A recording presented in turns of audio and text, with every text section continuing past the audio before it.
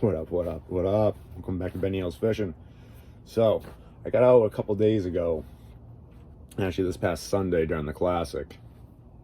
Got a chance to kind of actually get me a ladgy. I kind of been in hibernation, so to speak, ain't gonna lie. Winter ain't for me.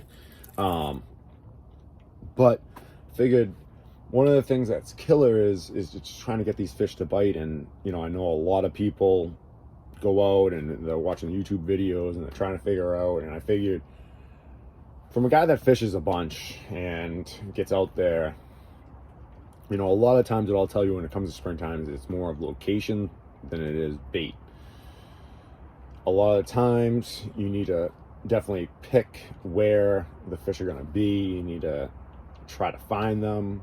They're probably going to be going towards warmer water, so that usually means the northwest side of the lake is probably going to be the better side.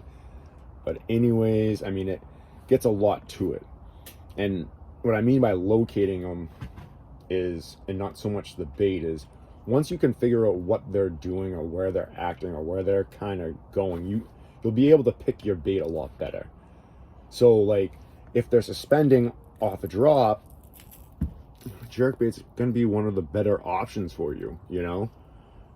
If you really can't get them to bite on that, maybe try a deeper diving one, change colors, do a couple other things first before you just go grab a different bait, because this bait really does catch them in the springtime. I've had days where it's just been crazy with jerkbait, even in this colder water. You will work it usually a little bit slower, but this bait typically is what I pick up first.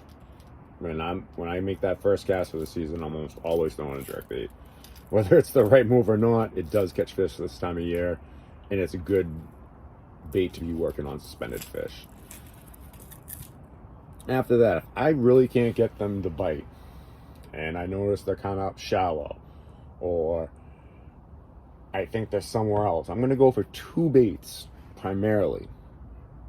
Maybe 3, depending on how it works, but if they're shallow, I'm going to be going after silent squarebill. I don't know why. I've had a lot of success with this time of year, especially once we get into April. It's been a really killer bait for me. Surprisingly, I never really thought a bait like this would really work in the springtime, but it actually does. It surprised me every year that I throw it and catch them. The next one, might be a chatterbait, slow rolling chatterbait through grass if I know they're in the grass. Chatterbaits really seem to work really well year round. They're kind of replacing a spinnerbait, some might say. I don't think they will. I will say a spinnerbait is a awesome follow-up bait to this, and you can do just about the same things that you do with a chatterbait that you can with a spinnerbait. Granted, there's going to be a few things that you can't do, and we can talk about that at a later time, but for this video, this is a really good bait to be thrown along with a spinnerbait. So if you got a spinnerbait, you can do a lot of things with that. And this is one of those baits too that you don't necessarily have to fish it shallow, you don't necessarily have to fish it deep either, but you can do a lot of things with it in different depths of water. So it's great to be able to kind of cover water with it. Now, I'll also throw a jig too in that shallow water, but primarily when I think of a jig and I'm fishing in the springtime, I'll be honest with you, I'm thinking of more of a drop, more of a 45-degree angle, rocks. I'm bouncing it off of stuff. I'm really trying to just drag it more or less, not really trying to do a lot of action with it, because, if they're eating off the bottom, a jig, you really can't beat it. Hey, I'll tell you that right now. There's not much that really beats out a jig when they're on that. In the springtime, jig is a great bait to use. I like to throw it on a football head jig, 1/4 ounce, keep a little less weight on there. At the same time too, if I need to go lighter, my next bait that I'll actually grab, that I actually have a minnow tied onto it, is a ball head jig. I'll throw some type of craw creature on something like this if I really feel I need to go lighter. But 9 times out of 10, I'm going to keep the ball head jig on this with a minnow. And basically, I use this a lot for live scoping. when I'm out live scoping, I want to see if they're chasing baits or whatever they're doing. If they're feeding on bait fish and they're chasing them, this can be really, really killer. But basically, I'm just dragging this along or swimming it along.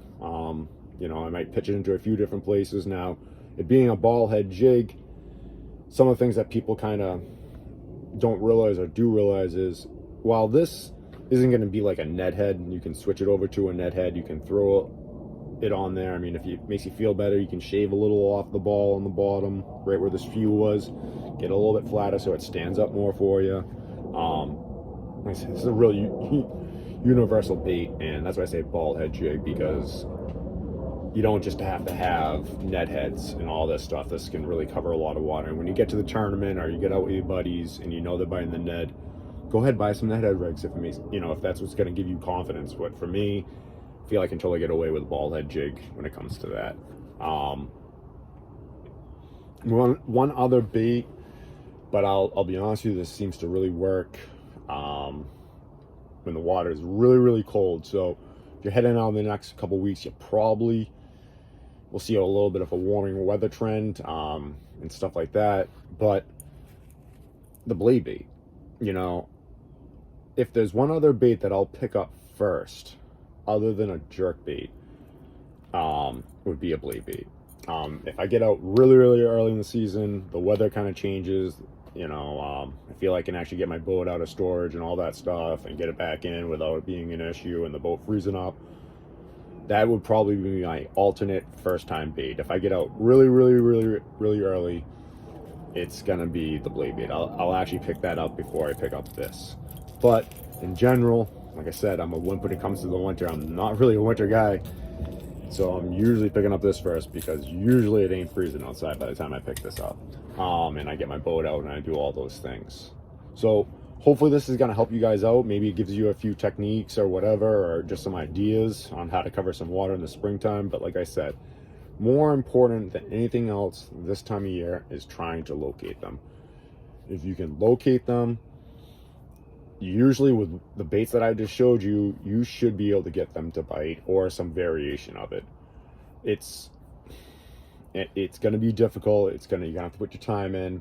You know, if you hadn't gone out all winter and you think you're just going to get out and go and catch a fish, maybe you're that lucky, maybe you're not. I don't know.